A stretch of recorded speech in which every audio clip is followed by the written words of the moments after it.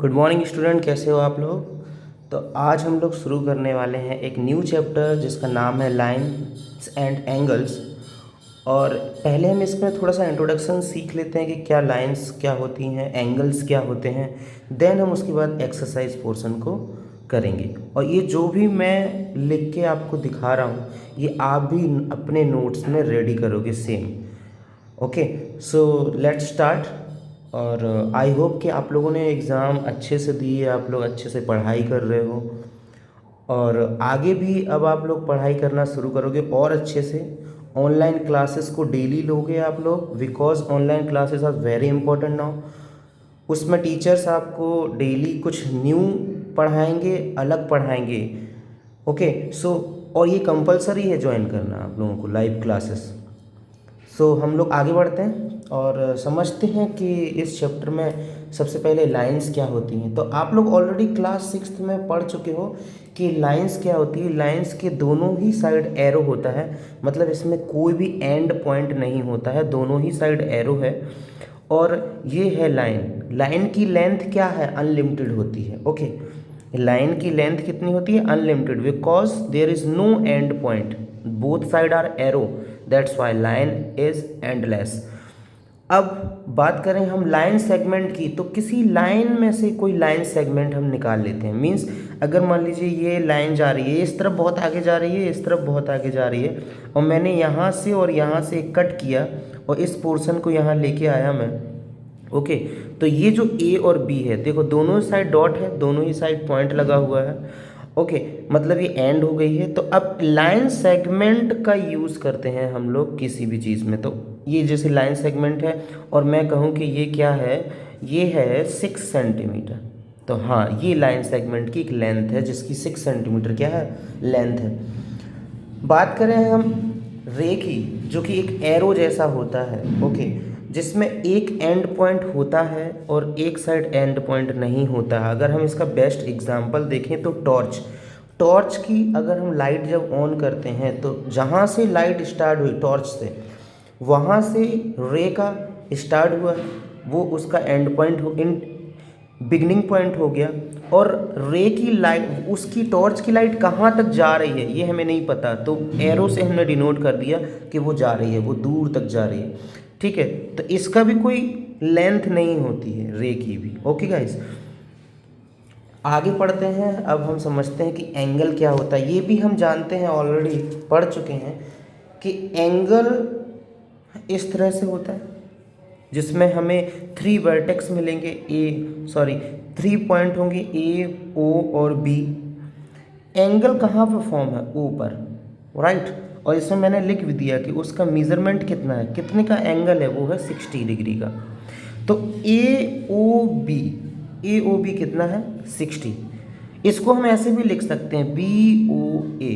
तो मैंने लिखा वी कैन राइट, चाहे लिखो आप ए ओ बी, चाहे लिखो आप बी ओ ए, पर ओ बीच में आएगा। वर्टेक्स जो होता है, जहाँ पर एंगल फॉर्म है उसे कहते हैं वर्टेक्स।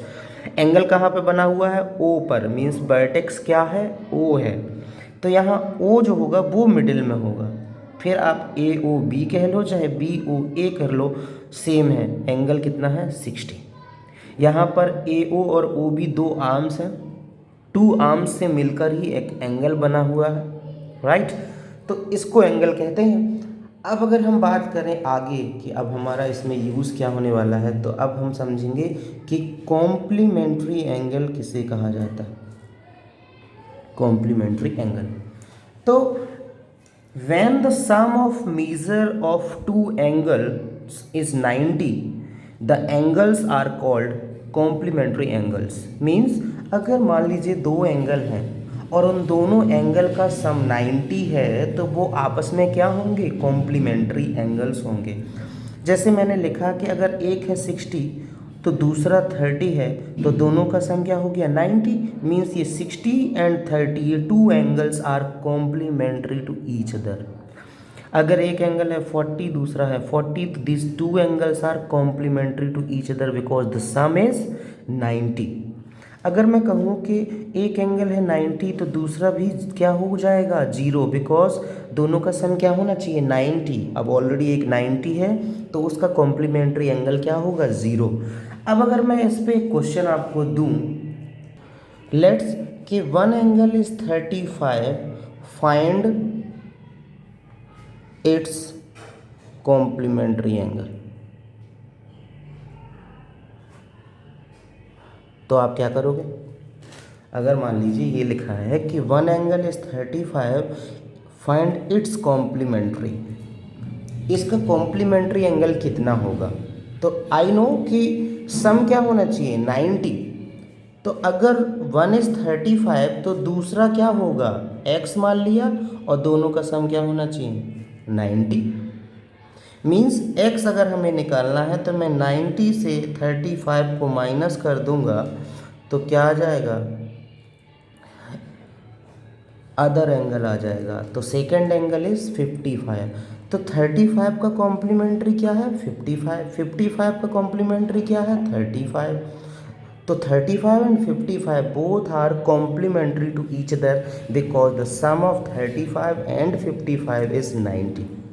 तो इस तरह से क्वेश्चन बनते हैं। आपको एक्सरसाइज 5.1 में आपको सॉल्व करने के लिए मैं दूंगा तो उसको कीजिएगा। अब आप देख लीजिए सप्लीमेंट्री एंगल क्या होता है। एक था कॉम्प्लीमेंट्री, एक है सप्लीमेंट्री। सप्लीमेंट्री एंगल क्या होता है, when the sum of measure of two angles is 180। अगर दो एंगल का सम 180 है तो वो एंगल आपस में क्या होंगे, are called supplementary angle. Means मैंने एग्जांपल लिखा कि अगर एक 168 है तो इसका कॉम्प्लीमेंट्री क्या होगा 112। क्यों? क्योंकि 68 और 112 का सम क्या होता है 180, इसलिए ये are supplementary to each other. Okay, I hope आपको समझ में आया होगा। वीडियो को देखिए बार बार, और कल हमारी ऑनलाइन क्लासेस है, so please join maximum number of student. Okay, हम उसमें यही डिस्कस करेंगे अगेन, और कुछ ज़्यादा भी एक्सरसाइज भी डिस्कस करेंगे। Okay, bye bye, take care.